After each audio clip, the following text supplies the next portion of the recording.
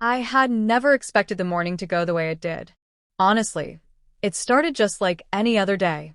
I was in the kitchen, hair tied in a lazy bun, wearing my oversized t-shirt that had a faded college logo on the front. The coffee machine was doing its thing, making that soft humming noise as it brewed my morning fuel. The sunlight coming through the blinds painted warm stripes across the counter. Everything was normal, peaceful, until Jackson walked in. Jackson wasn't supposed to be there. My best friend's brother had just flown in the night before. He was crashing in my guest room temporarily, just for a few days, she had said. He had gotten a job in the city and needed somewhere to land until he found his own apartment. I'd met him once or twice before. Always polite, charming, and honestly, a little too attractive for his own good. I remembered thinking that even back then. But I was older. I had a whole career, routines, and a pretty strict idea of what I was and wasn't willing to allow in my life anymore. But when Jackson stepped into the kitchen that morning, shirtless, tall over his shoulder, hair wet from a recent shower, something in the air shifted. He froze when he saw me. I froze too. His eyes darted to my legs. I hadn't realized how high my t-shirt had ridden up until that moment. I tugged at the hem, flustered. He smirked slightly, not in a disrespectful way, but he knew what he was doing. And he knew I saw it. "Morning," he said, his voice deeper than I remembered.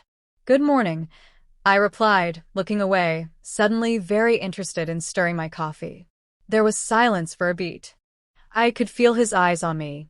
Then he walked over, not hurriedly, just casually enough to seem natural but intentional enough to be felt.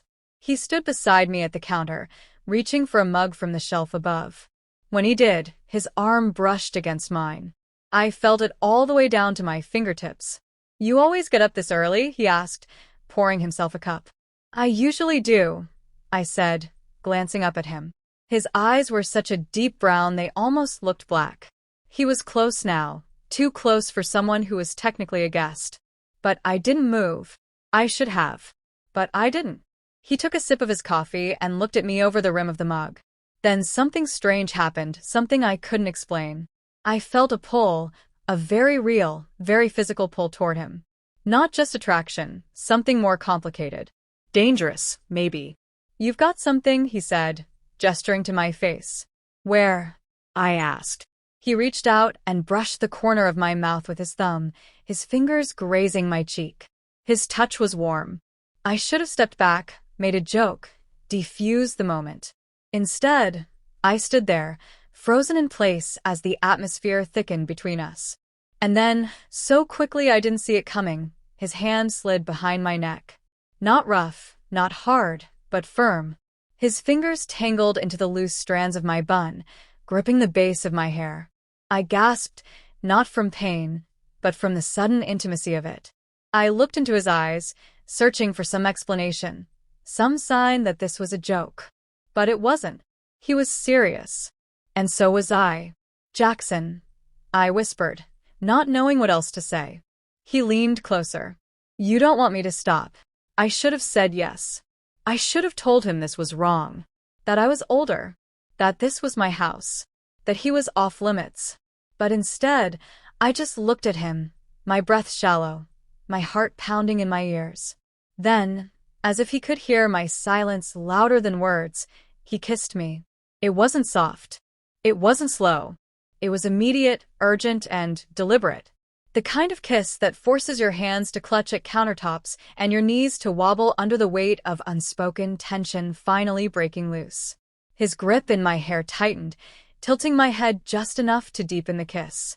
My hands found their way to his chest, then to his shoulders. His skin was warm, slightly damp from the shower, and so real it made my stomach clench. I didn't stop him. The kiss ended, but he didn't move away. His forehead rested against mine. We both stood there, breathing heavily, as if the moment itself had drained us. "I didn't plan that," he said softly. "Neither did I said back, barely able to speak. We stood in silence, letting the weight of what had just happened settle. He stepped back slightly, rubbing the back of his neck.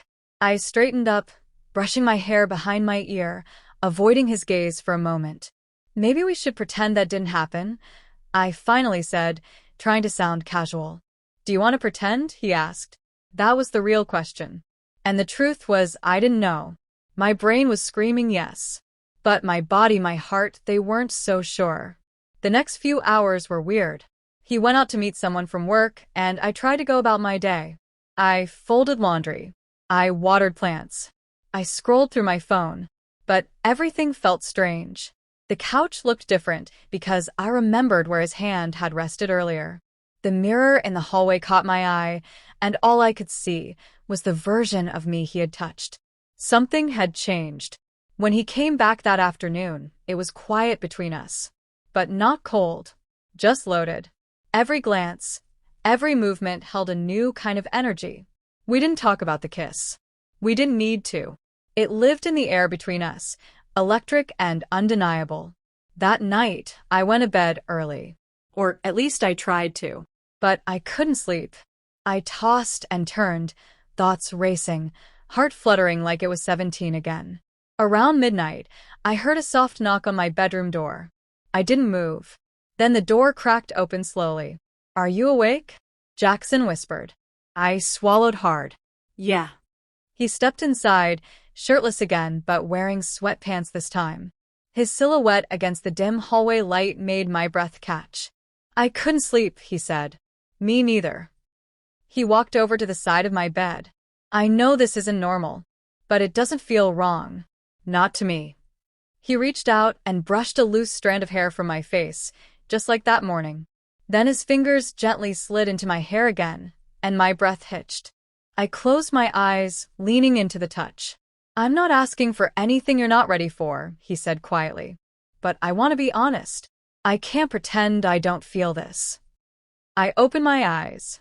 "Neither can I."